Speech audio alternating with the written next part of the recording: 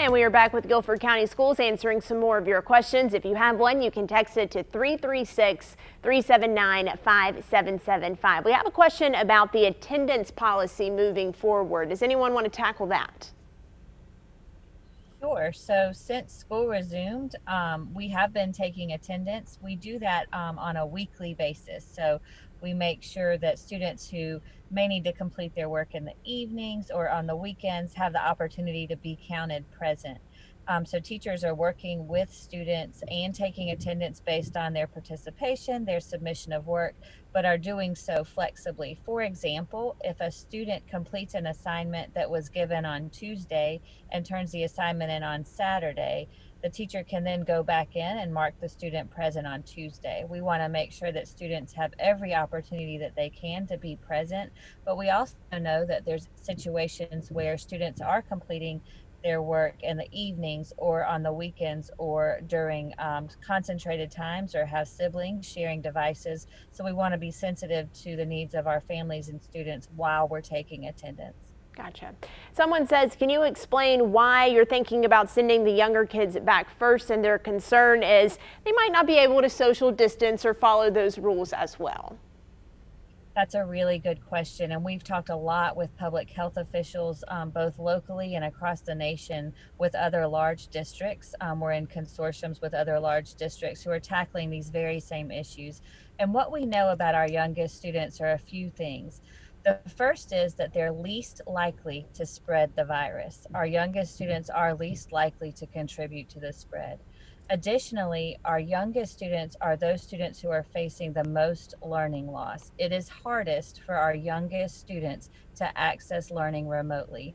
When you think about learning how to hold a pair of scissors, learning how to read and to blend sounds together to make words, our youngest students struggle the most when learning to do those things remotely.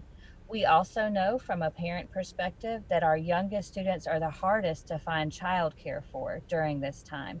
All of those factors led to our decision to have a gradual reentry plan that starts with our youngest students.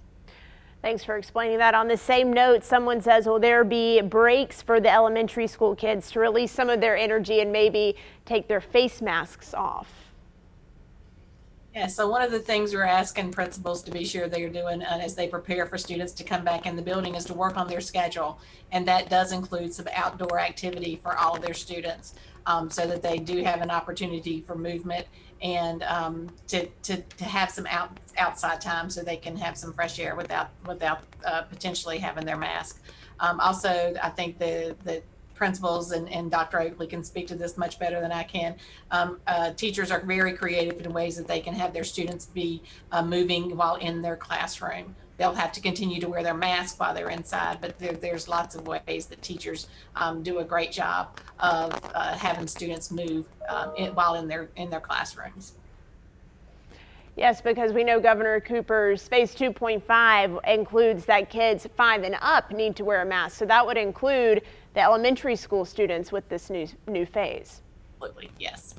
Someone asked how many students are allowed to be in a classroom at one time. They say that they heard that some teachers only have about 12 desks, but have double that amount of students on their classroom roster. So we have had a study done of all of our building spaces and all of our classroom spaces. We had someone come in and measure each classroom and then kind of do the math to see how many desks could fit in a classroom with social distancing. So that varies by class size, by the physical size of the classroom. There are some that will only fit 10 to 12 students, and there are some that will fit 16 and 17 students, depending again on the size, square footage of the classroom. We will be using spaces that aren't traditionally used for classroom spaces in our buildings. So that will allow us to fit students, more students in the building and still maintain the social distancing. And that means we may have to use the adults in the building a little differently than we have traditionally. There may be adults monitoring classrooms that may not have had students assigned to them full time in previous years. Right. Someone writes in, why are high school students not included in the reentry plan? I do want to go over that one more time, but we only have about a minute left, so I'm sure that you can get this all in. Yeah, we can. And high school students are actually in the reentry plan. It's a gradual reentry plan. What will go before the board on September the 24th, the Board of Education will vote. They will look at the public health indicators that need to be in place before reentry happens, and they will look at a recommended scenario for gradual reentry. It starts with the youngest students and then slowly brings on additional grade levels.